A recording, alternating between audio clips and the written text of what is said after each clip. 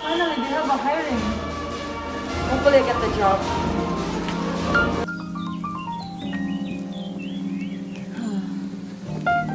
Time to finally get a job.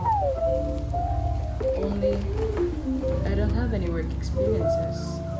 I really don't know what to say. And I think I'm getting late for my job interview. Well, better late than never.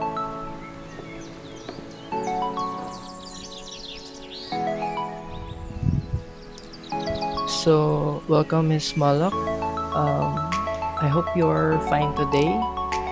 Good evening nga pala. Good evening po, sir. So, I am Nathaniel Cibaros. I will be the one interviewing you today. So, don't need to be nervous about this interview because it will be just a quick interview. So, let's proceed to the question, shall we? So, first question is, tell me about yourself. I am a graduate of Xavier University and in BSBA Finance. Though I don't have work experience since I am a fresh grad, I do have leadership experience at school as I am active in volunteer work. So, how did you hear about this position? Actually, it's my first time learning about this company and I only learned it through Facebook because there was a Facebook ad showing that you were hiring and I took a shot by applying at this position. Oh, so through social media, you have found this position, this job opportunity. So, for the next question, Sir. why do you want to work at this company? About me, I have a good reputation. I also heard that it has good pay and I realized that it would be a good opportunity for me to work in a company with a good reputation and good work.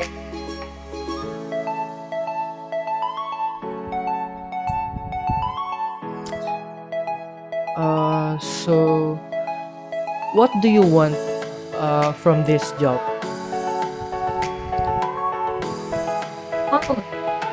To better myself with experience. I want to help and company.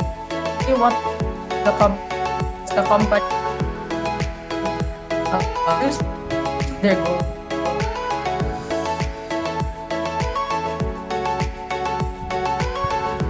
So, okay. What are your greatest strength and weaknesses?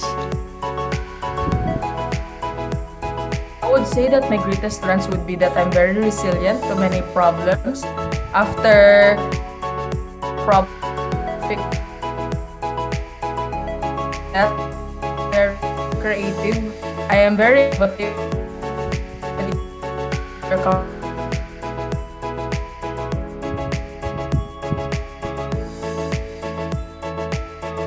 So, Oh, as for my weaknesses, I'm so sorry, I forgot to tell you. it's okay. It's okay. I would say that my weakness would be poor time management, but I am working on that because I do attend seminars and workshops to really hone my time management skills and maybe stage fright, maybe lack of attention because I have attention deficit, and that would be it, sir. So, thank you, Miss Malak. So far, the interview was good, and the company will be sending you an email after 3 days.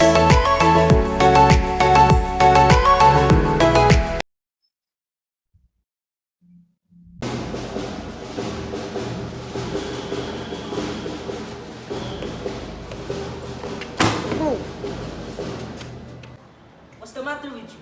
Dude, you're really in my way. I'm already late for my job interview. You should get out of the way so that you won't get hit.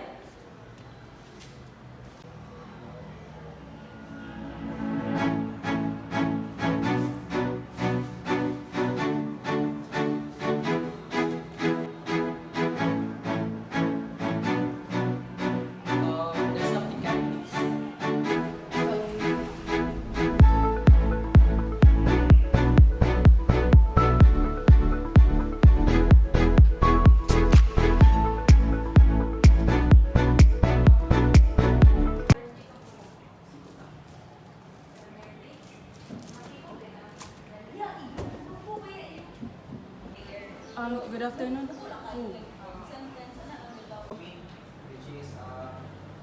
Oh, good afternoon, sir. So, you're the newly accepted applicant from the company. Yes, sir. I just applied my application last week. Okay.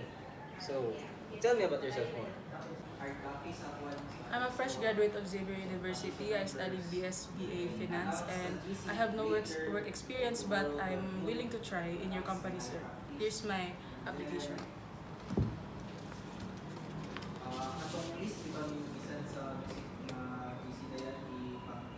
So, what do you think are your qualities that will benefit for our company? Well, I would say that I'm hardworking and I'm very resilient to many problems, and also I'm really determined to try to get in your company, sir, because it's my first time to get a job. Okay. So, let's say, for example, you met someone in the streets and you bumped to him accidentally. Would you have helped him or not? I don't want to ignore the experience that we had earlier, but I'm really sorry. I did not know that you were the HR manager. I'm really sorry if I acted in a way that you wouldn't expect an applicant to do. Okay, we'll see. You start tomorrow. And just time to send this proposal to my boss, and I think I'm good to go. And send. Made it on time for the deadline. Think I can finally rest.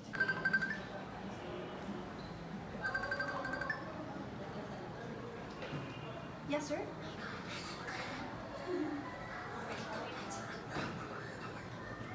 What happened to the proposal, Mecca? I thought this was already set. Today's the deadline. Please send in Miss Molo. Copy, sir. Wait, I think I need to double check. Oh my god! I think I sent him the wrong one. What do I do? Oh my god. I think I have to go to the office right now. Good afternoon, sir. I'm really sorry about the What's proposal. this? It's incomplete. Sir, I'm really sorry. I think there was a... Today's the deadline. Yes, sir. I'm really sorry. I think I Mecca sent said you... it was already complete. Yes, sir. Here's the complete version. I sent you the wrong one because I did not notice. I didn't read the report. I already made the final one, and here I printed it out today. I did my best to print this out today so that I can give it to you, sir. Well, today is already the deadline. It's already 5 o'clock. I'm really sorry, sir. Just lost another customer. Sir, I really hope that I don't get fired. I know this is my third warning, but I really did try my best. As you can see, I completed the report, and then I did ask my co-officers if they checked the report, and they said it was fine. But I really hope that you accept my proposal report. I'm really sorry. It won't happen again. I will really try my best to better myself. This is already your third warning. I thought you'd be better. But